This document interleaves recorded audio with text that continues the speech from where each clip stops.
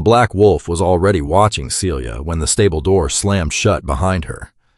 He was larger than any wolf she had ever seen, his shoulders nearly level with her chest, his wet coat black as soot. 3 servants had warned her he had bitten a groom last week. One had whispered that he had tried to tear through an iron gate. Celia tightened both hands around the wooden brush. "If you kill me," she said, because fear had stolen her better judgment, "I hope you know you'll have to finish washing yourself." The wolf blinked. Then, to her astonishment, he sat. "Where are you listening from tonight? Tell me in the comments, so I know where this strange little stable has reached you. Stay with Celia, because before this night is over, she will learn that the animal in front of her is not what anyone told her he was." She stared at him for one suspicious second before approaching the wash trough. "Fine. We do this my way." The wolf followed. He allowed her to soak the mud from his flank. He allowed her fingers beneath the thick fur at his neck. When her palm pressed briefly against his skin, the tension in his body vanished so suddenly that Celia stopped moving. Something warm pulsed through her hand. Not heat, recognition. The sensation was gone before she could understand it. Then the wolf shook. Water exploded across Celia's gray work dress. She gasped. "You enormous menace!" The wolf's ears tipped forward. "You splash me again. You're drying yourself." He lowered his head. Celia almost laughed. That was when Thomas, another stable servant, stepped through the gate, carrying a second brush. "Overseer says I'm taking over." The change in the wolf was instant. His body rose between them, his lips pulled back. A deep warning rolled through the stall. Thomas froze. Celia did not think. She laid one hand against the wolf's shoulder. Enough. The growl stopped. Thomas went pale. Before either of them could speak, the overseer called from the corridor. "Get that beast cleaned tonight. Moon Oath is 3 nights away." Celia looked down at the black wolf. He was staring at her again, not like an animal waiting for an order, like a man waiting to see whether she would ask the right question. By morning, everyone in the royal stables had heard that the black werewolf had refused every hand except Celia's. By breakfast, someone had started calling her the Wolf Maid. By noon, the name had reached the laundry rooms. Celia ignored all of it. She had learned young that humiliation only grew when fed. So she kept her head down, carried fresh water to the wash stall, and pretended not to notice the way grooms paused to stare when the enormous black wolf followed her through the stable corridor like a silent shadow.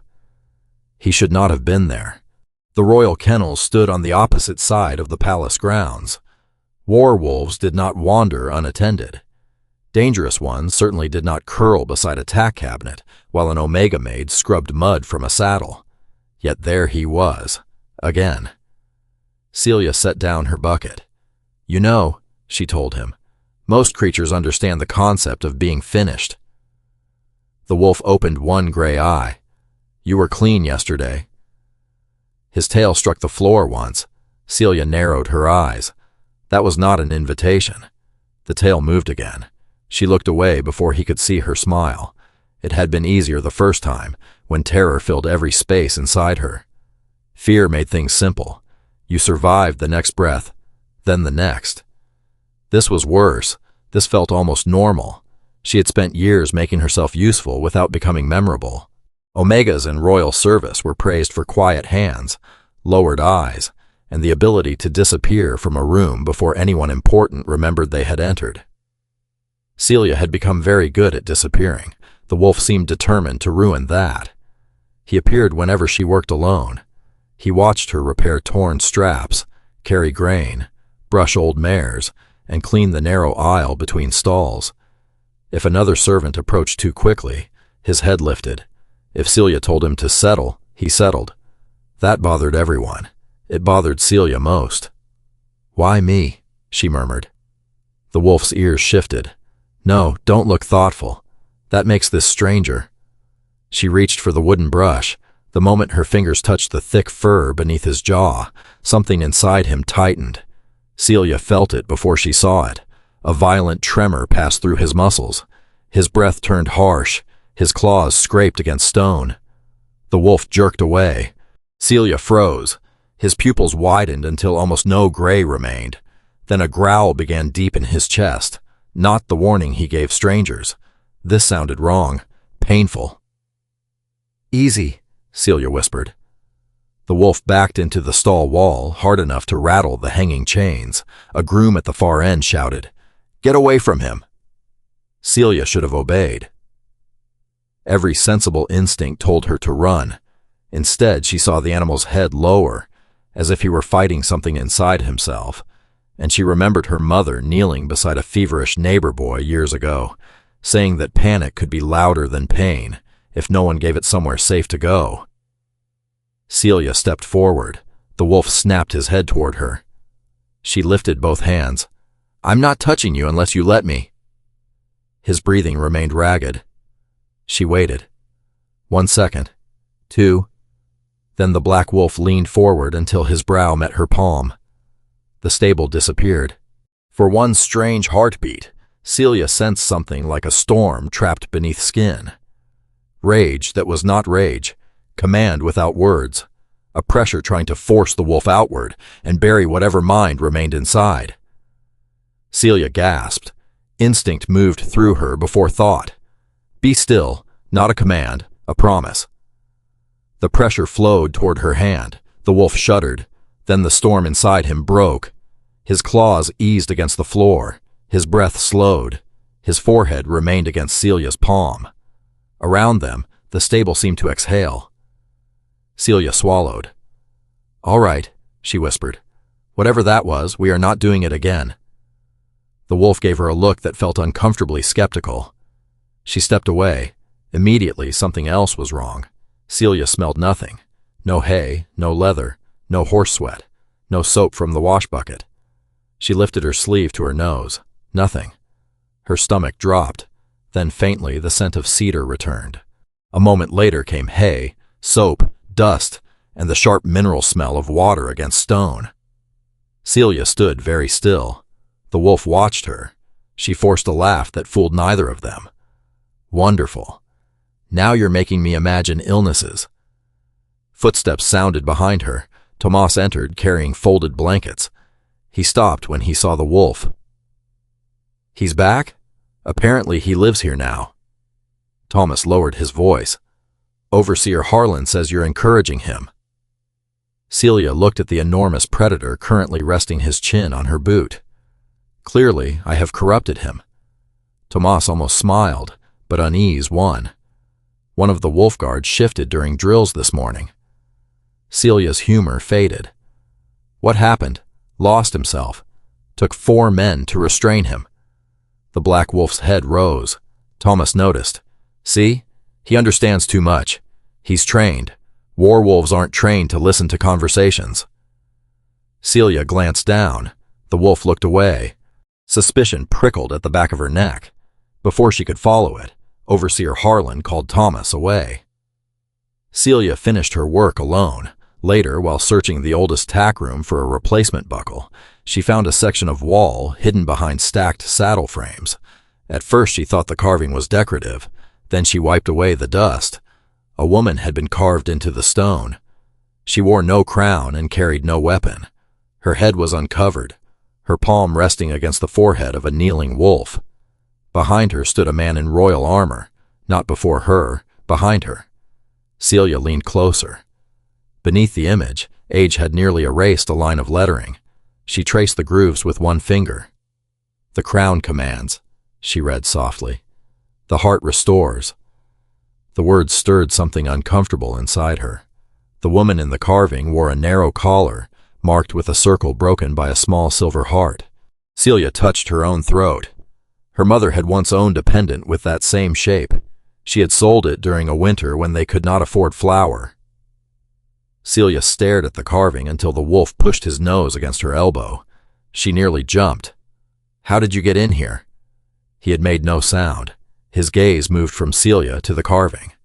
For the first time since she had met him, the wolf looked afraid. Celia's unease deepened. "You know this." His ears flattened. That was answer enough to frighten her. A sharp cry rang from the main stable.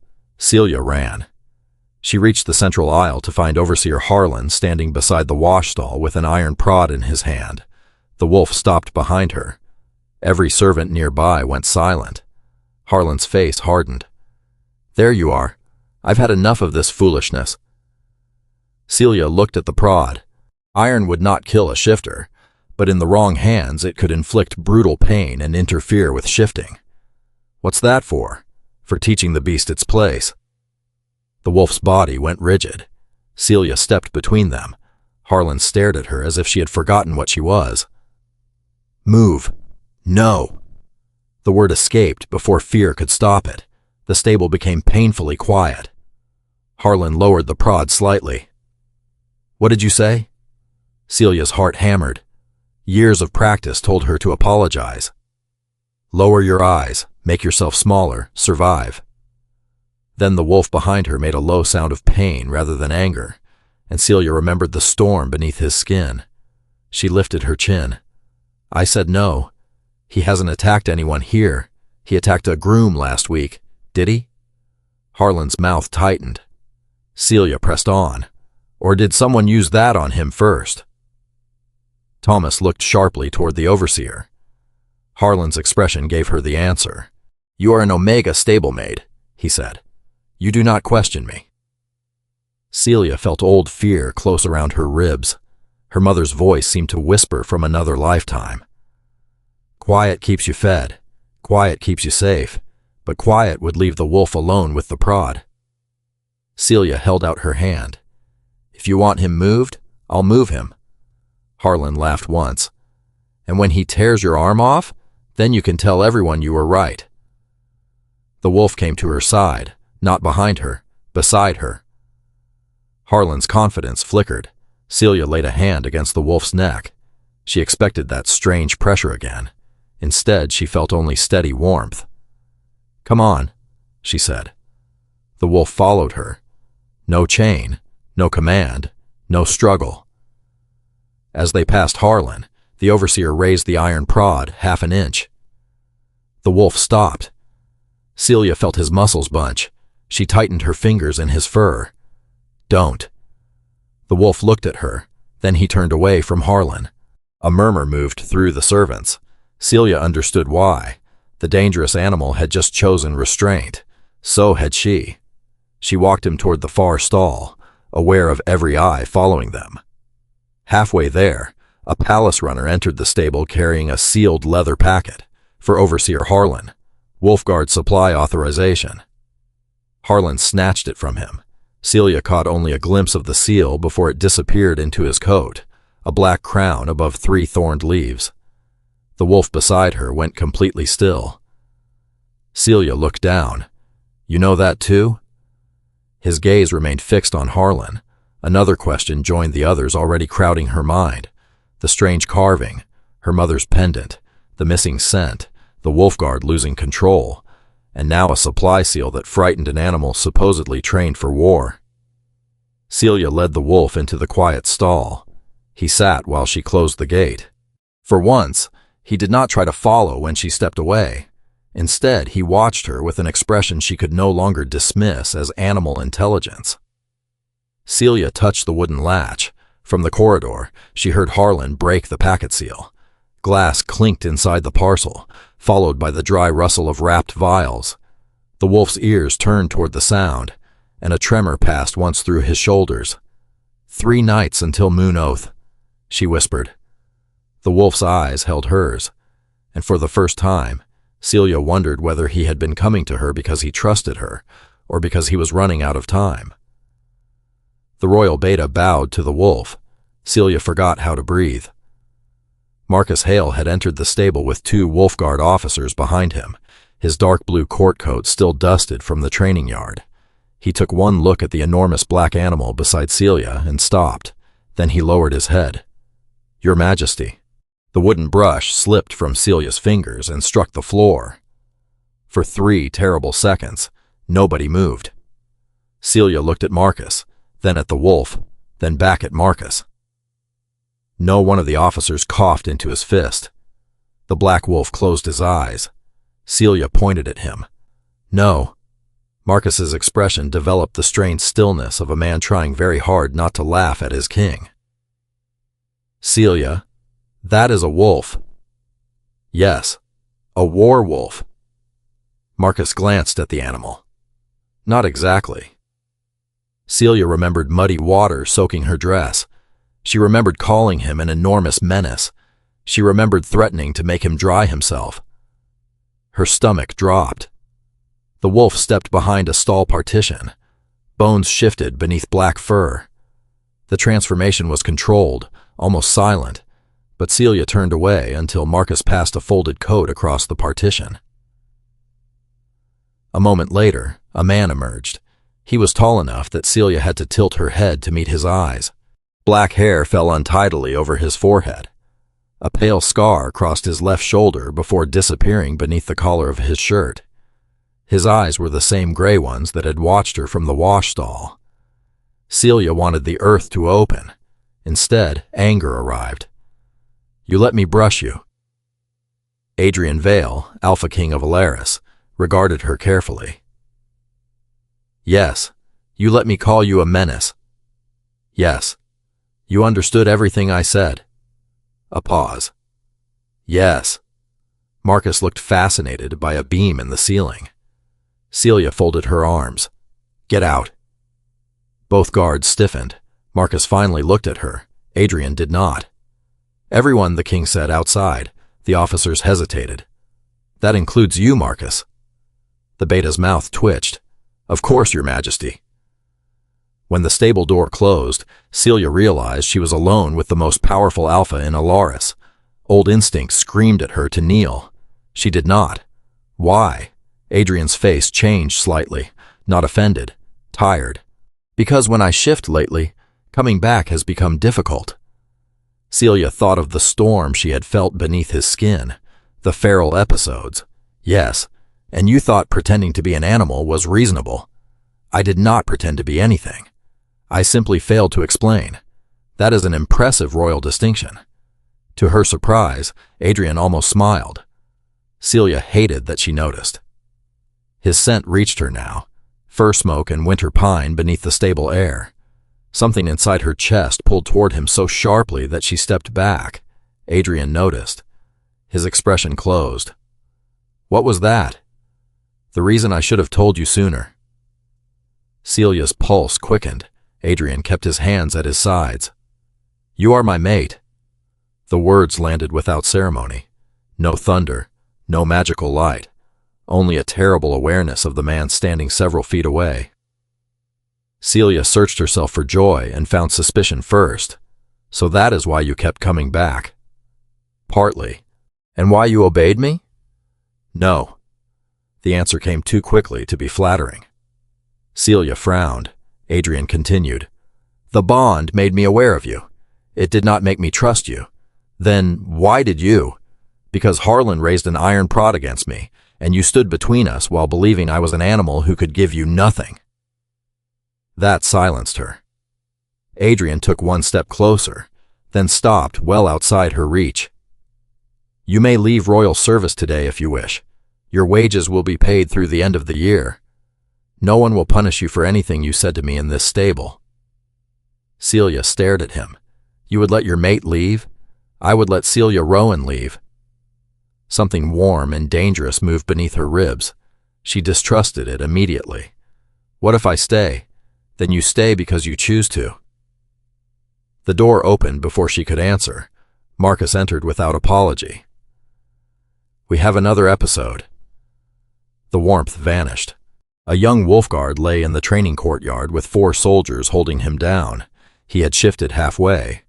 Claws tore grooves through the dirt, while his human face twisted with panic. Don't make me shift, he begged. Please. Celia stopped at the edge of the courtyard. Adrian moved toward the soldier. The man screamed. A violent pressure struck the air. Kneel, Adrian commanded. The word carried something beyond sound. Every wolf guard nearby dropped to one knee. Celia did not. She felt the command. It pressed against her spine, ancient and heavy, asking her body to obey, but another instinct rose inside her. Quiet. The pressure parted around her. Adrian turned. For a heartbeat, shock crossed his face. Then the sick soldier convulsed. Celia ran to him. "Wait," Adrian said. Not a command this time, a warning.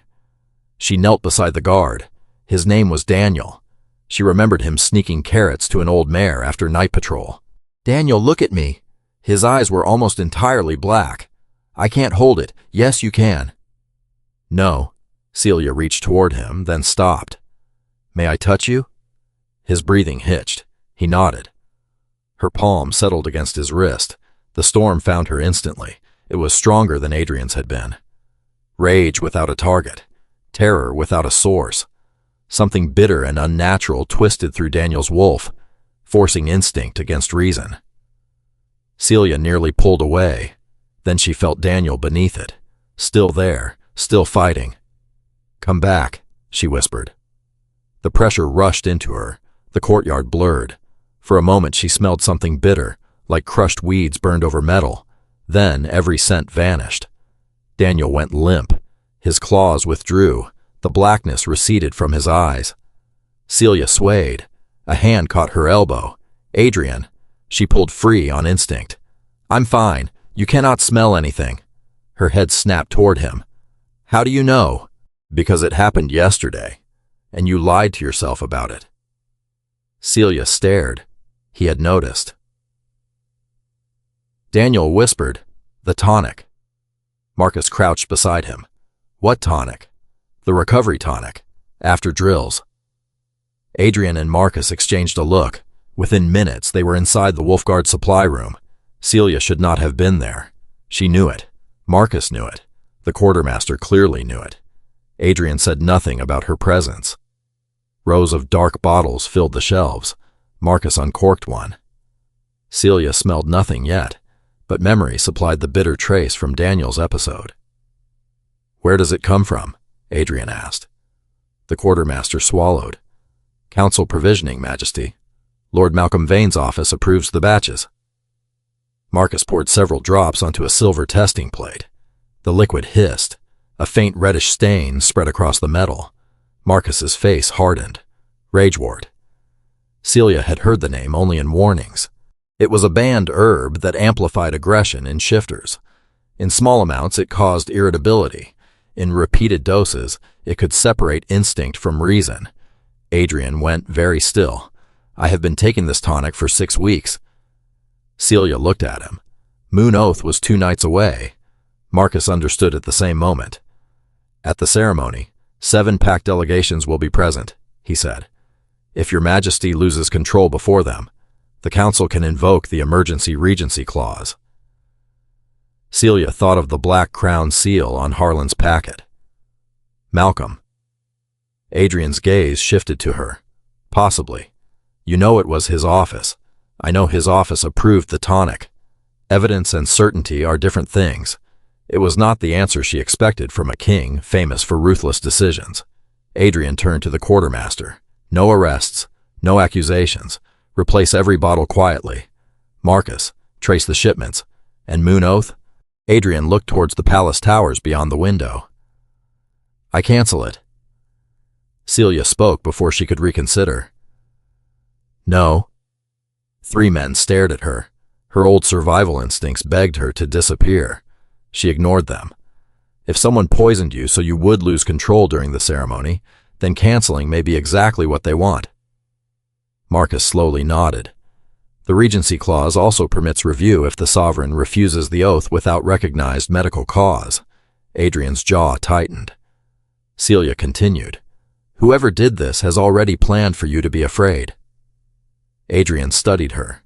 Yesterday she would have lowered her eyes. Today she held his gaze. "What do you suggest?" he asked. The question affected her more than a command would have. Find out what they think you don't know. Later that evening, Celia returned to the old tack room. She needed to see the carving again. Adrian found her there. This time he was human.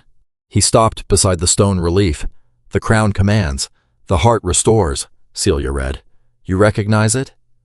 "No." He touched the faded royal figure carved behind the Omega woman.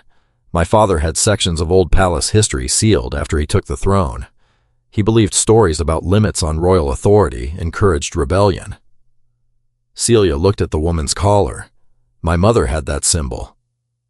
Adrian's attention sharpened. Before he could answer, footsteps approached. Lady Seraphine Holt appeared in the doorway, wearing a silver court gown entirely unsuited to a stable. Her gaze moved from Adrian to Celia. Understanding came quickly. So the rumor is true. Adrian's voice cooled. Which rumor? That the king has chosen an Omega servant over the stability of 7 packs. Celia felt the words like a slap, but Adrian did not move toward Seraphine. Instead, he said, "No choice has been announced." Seraphine looked at Celia. "Then send her away before moon oath." Adrian's expression hardened. Celia expected the alpha command. It never came. She decides whether she stays. Seraphine actually laughed. "You would risk the crown for a servant?" Adrian glanced at Celia. "No, I would risk the crown to ensure it remains worth serving." Seraphine's face lost its amusement. She left without another word. Celia stared at the carving. 3 days ago, she had believed safety meant being too insignificant to threaten anyone. Now a king had refused to command her. A noblewoman wanted her gone. Someone was poisoning the wolf guard, and an erased woman in stone wore her mother's symbol. Adrian moved beside her. "You can still leave." Celia looked at him. The mate bond pulled softly between them, but it was no longer the strangest thing keeping her there. "No," she said. Adrian waited. Celia touched the carved silver heart. "Someone wanted you feral at moon oath. Someone erased whatever this woman was, and somehow both roads have reached my stable." She faced him. "I'm staying until I know why." For the first time, Adrian did not look at her like a king studying a mystery. He looked at her like a man who had just been given something he knew he had no right to demand. Trust outside, the moon oath bells began their first rehearsal. 2 nights remained, and somewhere beneath Celia's heartbeat, her wolf tried to answer them. The sound was so faint she almost missed it. Adrian ordered the moon oath canceled before sunrise. Celia learned about it from Marcus, who found her in the stable crushing dried mint into an old mare's feed. The council refused to accept the cancellation. Her hand stopped. Can they do that? They can demand a formal declaration of incapacity. Celia looked toward the empty wash stall. Adrian had not shifted since they discovered the rage wart, meaning Malcolm wins either way. Marcus's expression answered her. By midday, Adrian had summoned the council. Celia was not invited, which suited her perfectly, until Lady Seraphine appeared in the stable carrying a folded piece of paper. "You were right about Malcolm." Celia stared at her. "I don't remember telling you I suspected him." "You didn't." Seraphine held out the paper. It was a supply authorization bearing Malcolm Vane's signature. 3 additional crates were delivered beneath Moon Hall this morning. "Ragewort? I don't know." "Why give this to me?" Seraphine's composure cracked. "Because I wanted Adrian weakened politically. I wanted him forced into an alliance he could not dismiss." Her fingers tightened around the paper. "I did not agree to poison soldiers." Celia took it. "Where are the crates?" "Under the ceremonial floor. That changed everything." An hour later, Adrian stood in the old tack room, while Marcus spread maps across a workbench. "We can evacuate Moon Hall," Marcus said. "And announce that we discovered an attack," Adrian replied. "Malcolm denies involvement, destroys whatever evidence remains, and invokes incapacity. Better than becoming feral before 7 pack leaders." Adrian's gaze moved to Celia. She hated what she was about to say. "Hold the ceremony." Marcus swore softly. Adrian did not. "No. If we replace the tonic and remove the crates, we do not know how much ragewort is already in my body.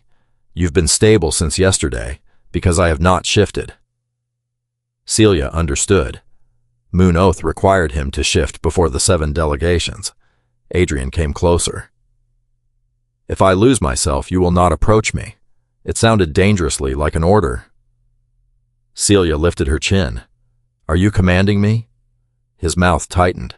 Then he did something she suspected cost him more than anger would have. No good. I'm asking. That was worse. Celia looked away. I'll stay outside the hall.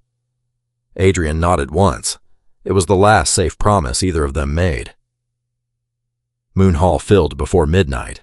7 pack banners hung above the circular chamber. Silver lamps burned around an ancient stone floor, polished by generations of royal ceremonies. Celia waited behind a side arch with the servants. She could see Adrian at the center. Black ceremonial clothing replaced his usual plain coat. A narrow silver crown rested against his dark hair. Malcolm Vane stood among the council. He looked ordinary. That unsettled Celia more than cruelty would have.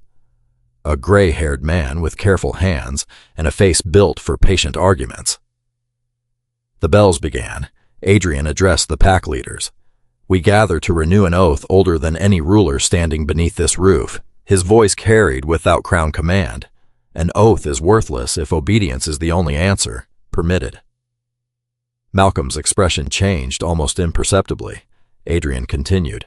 Therefore, tonight's oath will be renewed by consent. Whispers moved through the hall. Celia understood what he was doing. Even before defeating Malcolm, Adrian was answering him. The first pack leader stepped forward. Then Celia smelled bitterness, burned weeds over metal. Her stomach turned. The replacement tonic had not mattered. Marcus. He was already moving. A servant near the ceremonial lamps dropped an empty vial. Red smoke curled through the silver flames. The crates had been a distraction. Ragewort was in the incense. "Open the doors!" Marcus shouted. The first scream came from the eastern gallery. A wolf guard collapsed. Another shifted before hitting the floor. Panic tore through Moon Hall. Adrian ripped the crown from his head. Everyone out. His voice struck the chamber. Crown command. Dozens obeyed instantly. Celia felt the force hammer through her bones. Again, something inside her refused to bend. Around her, servants dropped what they carried and ran. Celia remained standing. Across the hall, Adrian saw her. Then his body convulsed. He fell to one knee. "Go!" he shouted. Celia backed toward the door. She had promised. Then the first Alpha shifted. Another followed. The Ragewort smoke thickened. Marcus dragged a wounded guard toward the exit, while Seraphine opened a side passage. Malcolm remained beside the council platform. Too calm. Celia saw him watching Adrian, not with delight, with vindication. "This is what one man's power costs us," Malcolm shouted over the chaos. "Look at him!" Adrian's hand struck stone. Black fur spread along his arms. Malcolm turned toward the pack leaders still trapped behind overturned benches. His father commanded men into graves. His son cannot command himself. How many generations must kneel before we admit the throne itself is the danger? There was truth inside the accusation. That made it poisonous in a different way. Adrian shifted completely. The black wolf rose. He was larger than Celia remembered, and nothing in his gray eyes recognized her. Her feet stopped. This was not the animal who had splashed her dress. Ragewort twisted through him so violently that she could almost feel it from across the hall. Malcolm raised a silver whistle. The sound was nearly beyond human hearing. Every feral wolf turned. Celia's blood chilled. He had not merely poisoned them. He had conditioned the poison. "Malcolm!" Seraphine shouted. His face tightened. "I tried every lawful path. You poisoned your own wolf guard. My brother died because a king spoke one word and his body obeyed." Malcolm's voice broke for the first time. "I begged this council for limits. They called treason what should have been law." He looked at Adrian. "I will end the weapon tonight." Then something crashed near the servants' passage. A boy cried out, "Finn!" The 12-year-old stable runner had been carrying water for the ceremony. He crawled from beneath a fallen screen. The black wolf's head snapped toward him. Malcolm saw it. Celia saw Malcolm make his decision. "No," she whispered. Malcolm blew the whistle again. Adrian lunged. Finn screamed. Celia ran. She reached the boy first and shoved him behind her. The wolf skidded across the stone. Celia faced him. Adrian. No recognition. Malcolm stared at her. Move, girl. She did not. This was never about protecting people, Celia said. His expression hardened. You know nothing about what kings have taken. I know exactly what powerful people take when nobody stops them. She looked at Finn, trembling behind her. And now you're doing it too. Malcolm's face went white with anger. Move! The wolf charged. Someone screamed Celia's name. Malcolm smiled.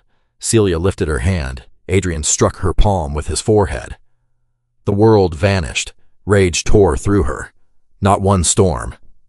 Dozens. Every poisoned shifter in Moonhall seemed connected through the same violent current. Celia's knees buckled.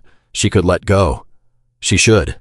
Then she felt Adrian beneath the rage wart, fighting, not for the crown, for the last inch between his teeth and her throat. Celia opened herself. Be still. The first wolf stopped growling. Celia gasped. The pressure doubled. A second wolf collapsed onto its haunches. Then a third. Malcolm's smile disappeared. What are you doing? Celia could not answer. Silver light appeared beneath Adrian's paws. Thin lines emerged from the ceremonial floor. A circle. A heart. The same symbol carved in the tack room. The same symbol her mother had worn. The light spread beneath Celia's feet. Malcolm stared down. His face emptied of color. No, Celia pressed both hands against Adrian's head. The black wolf trembled. Across the hall, another alpha lowered himself to the floor. Then another. Silence moved outward from Celia like a widening breath. Malcolm stumbled backward. No, that bloodline is dead. Marcus looked from the glowing symbol to Celia, the Stillheart Keepers. The name struck something buried inside her. A memory, her mother's hands around a feverish boy, a silver pendant. Quiet is not surrender, Celia. It is the place where choice begins. Celia had remembered only half the lesson. Malcolm grabbed the whistle and blew until his face reddened. Nothing happened. The wolves remained still. His certainty shattered.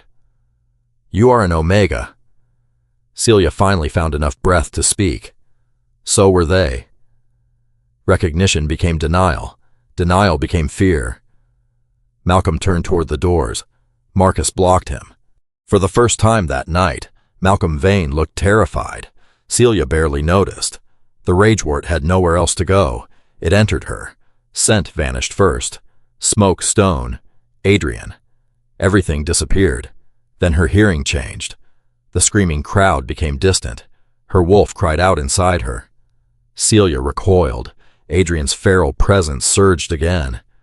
If she released him now, the poison would return. She understood the choice with horrible clarity. Stop.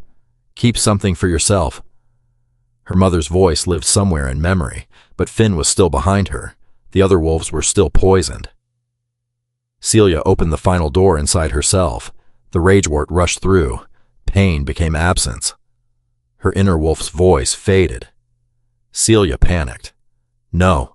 She searched for the familiar silver-gray presence that had lived beside her thoughts since her first shift. Nothing answered. Adrian's eyes cleared. Gray returned around his pupils. The black wolf stared at Celia. Recognition. Horror. He shifted back so quickly he nearly fell. Celia, she had never heard her name sound like that. Adrian caught her before she hit the floor. Around them, the other shifters were returning to themselves. Marcus restrained Malcolm. Seraphine carried Finn toward the open doors. The attack was over. Celia should have felt relief. Instead, she gripped Adrian's sleeve. I can't hear her. His face tightened. Who? My wolf. Adrian gathered her closer. Celia searched again. Nothing. No scent. No instinct. No answering presence. The part of herself she had feared losing since childhood was simply gone. Celia, stay with me. She looked at the king she had saved, at the man who had finally returned to himself. Then she understood the price. She had quieted every wolf in Moon Hall, including her own. Celia woke to silence. not the silence of an empty room. Something inside her was missing. She lay beneath a wool blanket in a palace infirmary, staring at pale morning light on the ceiling. Her body felt heavy, but there was no sharp pain. She almost wished there were.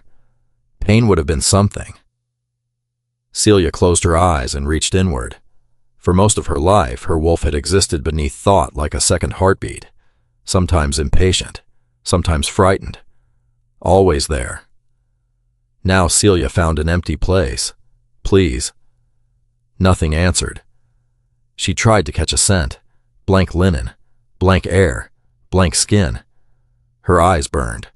A chair moved beside the bed. Adrian stood. He looked as though he had not slept. His black hair was disordered, and there was dried blood along one cuff. Celia searched for the pull that had connected them since the wash stall. She found only the faintest thread. Did we stop them? Yes. Finn, safe. The wolf guard, recovering. Malcolm, in custody. She nodded. All the answers she should have wanted. None touched the emptiness. Adrian stepped closer. Celia immediately stiffened. He stopped. That hurt worse than if he had ignored it. "Can you hear your wolf?" he asked. "No." His face tightened. Celia looked away. "Then don't look at me like that." "Like what? Like you're deciding how to fix me?" Adrian said nothing. She pushed the blanket aside. Her legs shook when she stood. "Celia, I need to leave." The physician said. "I don't care what the physician said. He could have commanded her back into bed. They both knew it." Instead, Adrian moved away from the door. Celia walked through it. By afternoon, she had returned to the small cottage where she had lived with her mother before entering royal service. It stood beyond the southern edge of the palace woods, unused except for occasional visits. The roof leaked, one shutter hung crooked. It was perfect. No council, no servants, no king watching her as if she might disappear. Celia spent the first hour cleaning, because cleaning required no answers. Then she went into the woods. She found a clearing where her mother had taught her to shift. Celia removed her shoes and stood barefoot on damp earth. She breathed, reached inward, called her wolf. Nothing. She tried again. Her hands trembled. "Come on." Nothing. Celia forced harder. Pain struck behind her ribs. She dropped to her knees. For one impossible instant, she thought she felt silver-gray fur beneath her skin. Then it vanished. A sob escaped her. Celia pressed both hands against the earth. She had spent years believing being an Omega made her less important in a world built around alpha strength. She had hated herself for believing it. Now she would have given anything merely to be an Omega again. Anything to hear the creature who had shared every lonely night of her life. "You said quiet was where choice begins," she whispered to the memory of her mother. "What am I supposed to choose when there's nobody left to answer?" No voice came from the trees. Celia returned to the cottage after dark. Adrian was sitting on the front step. She stopped. He rose. "You shouldn't be here." "Probably not." "Did Marcus tell you where I was?" "Yes." "Fire him." I considered it. Despite herself, Celia almost smiled. It vanished quickly. Adrian held a weathered book beneath one arm. "I found something. I don't want another royal secret." Neither did I. He offered the book. Celia did not take it. Adrian set it on the step between them. "I will leave if you ask." The faint bond between them stirred. Celia hated how desperately she wanted him to stay. 5 minutes. Adrian sat. After a moment, Celia sat at the opposite end of the step. He opened the book. A faded Stillheart symbol marked the first page. "The palace archives called them royal healers," Adrian said. "That was a lie." Celia looked at him. They could not heal feral magic. They could interrupt it, absorb it temporarily, give the affected shifter enough quiet to choose himself again. Exactly what Celia had felt. "The crown commands," she whispered. "The heart restores." Adrian turned several pages. My father erased the second half of their history because it contradicted everything he believed about Alpha Authority. What happened to them? They left. Why kings began treating them as tools. The answer struck too close. Adrian continued quietly. A still heart could share what she carried with another willing shifter, but later rulers began ordering keepers to take burdens they had not chosen. Celia stared into the darkness. So my family ran. I believe so. And you want me to do the same ritual? No. She turned sharply. Adrian met her eyes. I came to tell you it exists. What's the difference? The difference is what you decide after I leave. Celia studied him. What does it cost you? He was silent too long. Adrian Crown Command. Her breath caught. The ritual requires me to open what the book calls the crown heart. If the burden overwhelms the bond, I may lose the ability permanently. You need that power. I have used it twice in the past year. You used it yesterday, and every person in that hall obeyed before deciding whether obedience was wise. He looked toward the trees. Malcolm was wrong about almost everything he did. A pause. He was not wrong to fear that. Celia remembered Malcolm shouting about his brother. You're willing to lose part of yourself. Adrian looked back at her. Does that sound familiar? Anger rose because the answer was too precise. I didn't choose what happened. You chose Finn, and the others. Yes, and now my wolf is gone, which is why I will not turn your sacrifice into an obligation. Celia stood. I don't know if I can trust the bond. Adrian remained seated. What do you mean? What if everything between us is only that? Her voice cracked, despite her effort. What if you keep coming back because your wolf recognizes something useful? What happens if Stillheart disappears? What happens if I never shift again? Adrian rose slowly. He did not touch her. The first time I recognized the bond, I was lying in muddy water while an Omega Maid threatened to make me dry myself. Celia looked away. The bond told me who you might be to me, he said. It did not tell you to defend me from Harlan. She swallowed. It did not make you ask Daniel's permission before touching him. It did not make you stand in front of Finn.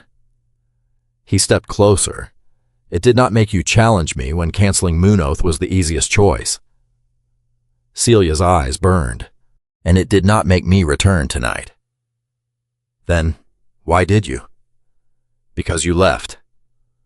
The simplicity of it silenced her. Adrian's voice lowered. I have spent my life surrounded by people who stay because leaving a king has consequences. He looked toward the battered cottage. You're the first person whose leaving taught me what staying actually means. Celia could not speak. Adrian picked up the book. I will be at the old Stillheart chamber tomorrow after sunset. If you do not come, I will never ask again. He walked away. Celia let him. That was the choice he had promised her. By the following evening, she hated it. She tried to shift twice more. Nothing. She tried meditation. Nothing. She even returned to the carving in her mother's memory, tracing the imagined silver heart. Still nothing. At sunset, Celia understood something she had resisted all day. Doing everything alone was not independence if fear was making the decision. Her mother had survived by teaching her to disappear. That lesson had saved them once. Celia had turned it into a prison. She reached the Stillheart chamber after the lamps were lit. Adrian was waiting. Marcus stood near the entrance. Celia stopped. Why is he here? To ensure I cannot command you during the ritual, Adrian said. Marcus held a narrow silver band, a binding cuff. It suppresses crown command. Celia stared at Adrian. You planned against yourself. I thought you might appreciate it. She did, more than she wanted to admit. Adrian fastened the cuff around his wrist. The chamber floor bore the same heart and circle symbol from Moon Hall. Celia stepped into it. Adrian remained outside. You have to invite me. Of course he did. Choice again. Celia extended her hand. Come here. He entered the circle. Their palms met. Nothing happened. Then Celia felt him open. Not his power. Himself. Fear struck her first. Adrian's fear. Not of losing crown command. of becoming his father, of one day speaking and watching someone he loved obey against her will. Celia gasped. The burden inside her answered. Ragewort surged from the silent place where her wolf had disappeared. Adrian staggered. She tried to release him. His fingers loosened immediately. He would let her. That mattered. Celia chose to hold on. The poison divided between them. Adrian dropped to one knee. The silver cuff cracked. His alpha presence vanished. Completely. Celia felt his shock. He had paid the price. "Stop," she whispered. Adrian shook his head. "Your choice, not a command. Never a command." Celia closed her eyes. Deep inside, beneath the ragewort and fear, something moved. A paw against darkness. Celia's breath stopped. Again. Closer. Then scent returned all at once. Stone, candle wax, winter pine, fir smoke, and Adrian. Celia laughed through tears. Her wolf rose inside her with exhausted irritation, as if deeply offended by the entire experience. "There you are," Celia whispered. Adrian sagged forward. She caught him. For several seconds they simply knelt together. No king, no servant, no healer, no patient. Two people sharing a burden neither could have carried alone. Adrian eventually looked at her. "Can you hear her?" "Yes." His eyes closed in relief. Celia touched his cheek. "And your command?" Adrian tested something inwardly.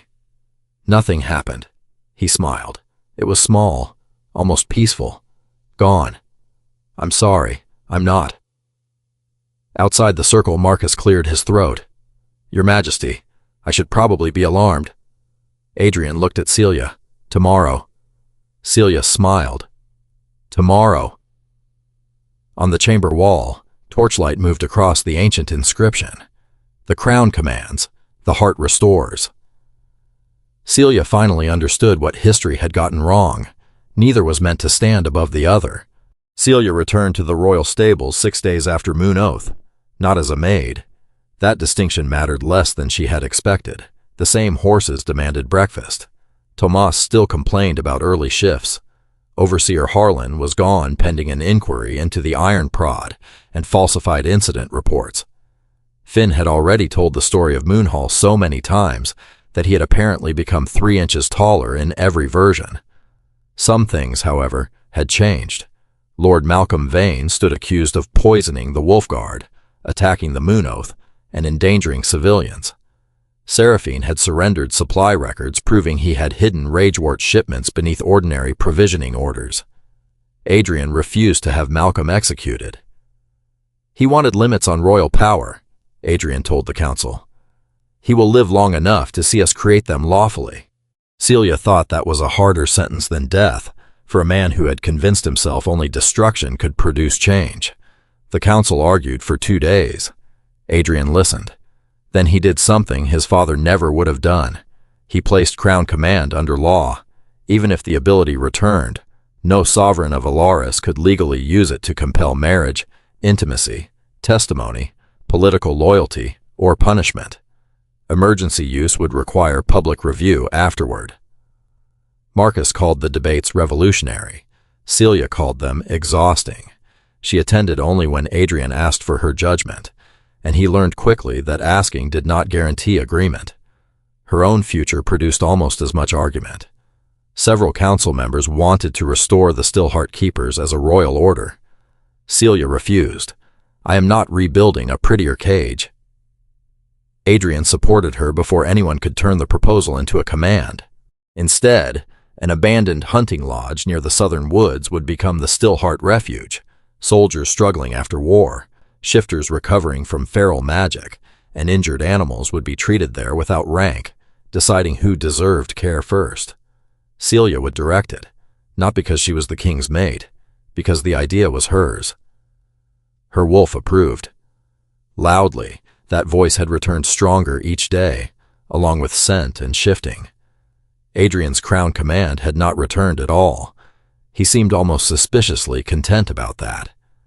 The only unfinished matter arrived in Marcus's hand one rainy afternoon. A confiscated ragewort crate bore a second mark beneath Malcolm's seal, a hollow black crown. "We traced payments beyond Alaris," Marcus said. "Someone supplied him."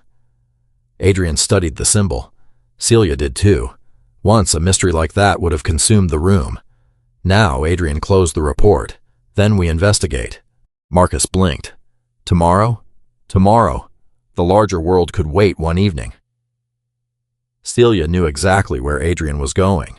She found the black wolf in the old wash stall. He sat beside the trough with perfect innocence. Celia stopped in the doorway. "No," his ears lifted. "Absolutely not." His tail struck the floor. "You have an entire palace." Another thump. Servants. Thump. Bathing rooms designed for an actual king. The wolf stared at her.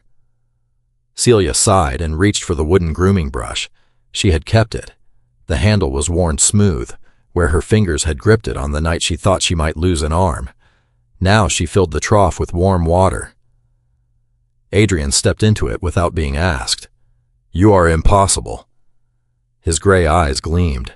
Celia worked soap through the black fur along his shoulders. There had been a time when touching him revealed a storm. Now she felt only warmth. Her wolf stirred happily. The mate bond was there too, but Celia no longer mistook it for an answer. It was a door. They had decided, separately and repeatedly, to walk through it.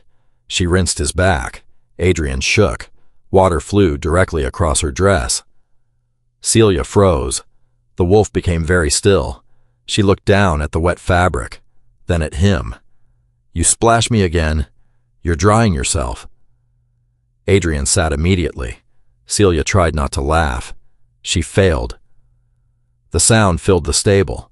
For a moment she was again the invisible Omega Maid, holding a cheap brush before a beast everyone feared. Except now she understood what she had missed. Adrian had not returned, because she could control him. She never had. Stillheart did not dominate a wolf. It gave him enough quiet to choose. And before Celia knew his name, before she knew about bloodlines or bonds or crowns, Adrian had chosen to sit beside her. He had found one person who did not need him to be king. Celia had found one man learning not to need her to be small. Adrian shifted after he dried himself, because Celia enforced consequences even against royalty. He returned wearing trousers and an offended expression. "You enjoyed that." "Immensely. I am the Alpha King. You were warned." He leaned against the stall door. Without crown command, his presence felt different. Still powerful. Still unmistakably alpha. But power no longer seemed to be something he had to prove. "I spoke to the council about the refuge charter," he said. Celia groaned. "You promised no politics tonight." "This is not politics. If that sentence ends with a title, I am leaving." Adrian smiled. "No title." He reached into his pocket and placed a small object in her palm. Her mother's pendant, the broken circle, the silver heart. Celia stopped breathing. "Marcus found it in an old pawnbroker registry," Adrian said. "It changed hands twice before entering the royal archive." Her fingers closed around it. For years she had remembered her mother selling it as another humiliation poverty had demanded. Now the symbol meant something else. Her mother had known, perhaps not everything, but enough to leave Celia the lesson that mattered. Quiet was not surrender. It was the place where choice began. Celia looked up. "Thank you." Adrian did not say she owed him. He simply held out his hand. She took it. Before they sat down, Adrian paused beside the doorway. "There is one thing I have not asked." Celia raised an eyebrow. "That sounds dangerous. When the refuge is ready, where do you want me?"